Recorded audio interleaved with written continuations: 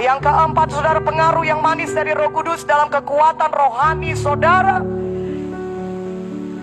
Kekuatan rohani sangat saudara butuhkan supaya saudara menang melawan godaan-godaan, supaya saudara menang melawan tantangan-tantangan, supaya saudara bisa bangkit menjadi seorang hamba Tuhan yang melakukan kehendak Tuhan.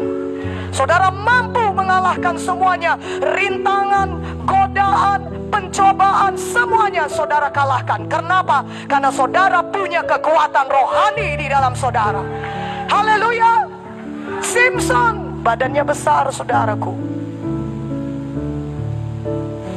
tetapi rohnya kerdil.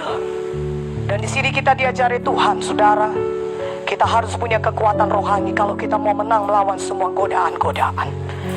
Apakah kita akan terus digoda sebelum Tuhan Yesus datang kedua kali menjemput kita? Ya, jawabannya ya. Tidak akan ada jawaban tidak untuk hal itu, saudaraku. Jawabannya akan tetap ya.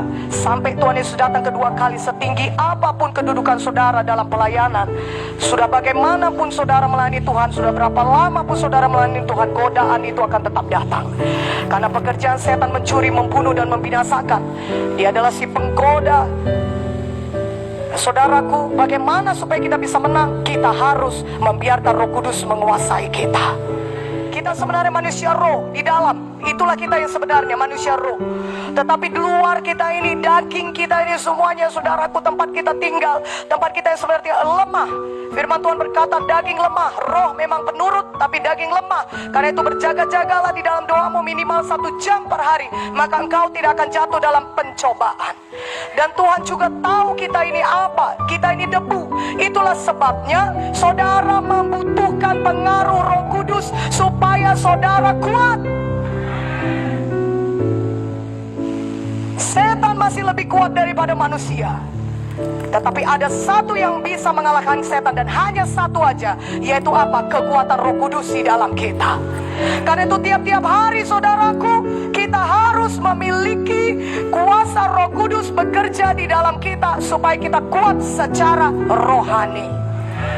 Bagaimana Roh Kudus memberikan kekuatan? Satu, pengaruh yang manis dari Roh Kudus memberikan kekuatan dengan mengimpartasi kekuatan kepada saudara di dalam manusia batinia saudara. Dia datang dan dia beri kekuatannya, kuasanya, sehingga kita bisa mengalahkan semua pekerjaan setan, bisa mengalahkan semua tantangan, bisa mengalahkan semua godaan-godaan.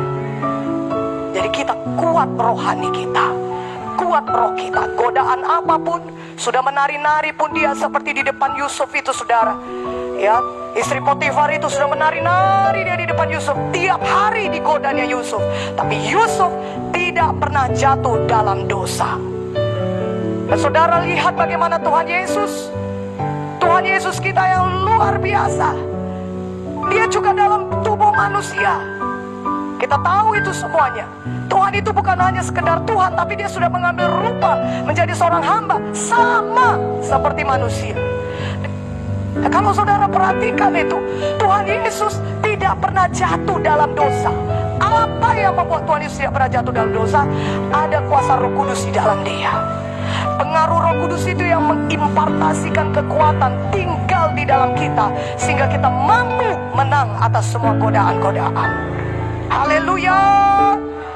Nah, saudaraku, saudara harus berdoa supaya Roh Kudus memberikan saudara kekuatannya, supaya Roh Kudus datang dan mengimpartasikan pada saudara kekuatannya. Efesus 3 ayat 14 sampai 16.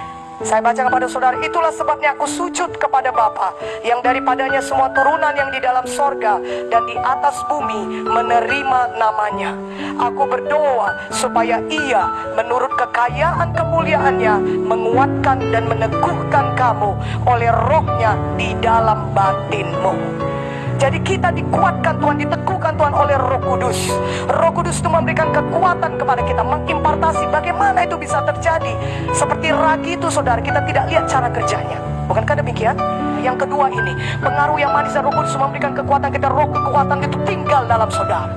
Roh kekuatan itu, Roh Kudus itu sendiri tinggal dalam saudara. Itulah sebab saudara selalu bersekutu dengan dia. Dia tinggal di dalam saudara. Dia akan membuat saudara kuat. Yesaya 11 ayat 2, roh Tuhan akan ada padanya, roh hikmat dan pengertian, roh nasihat dan keperkasaan, roh pengenalan dan takut akan Tuhan. Bisa kita mengalahkan godaan, bisa kita menang melawan pencobaan, bisa kita mengalahkan pekerjaan setan oleh Roh Kudus yang tinggal di dalam kita. Haleluya.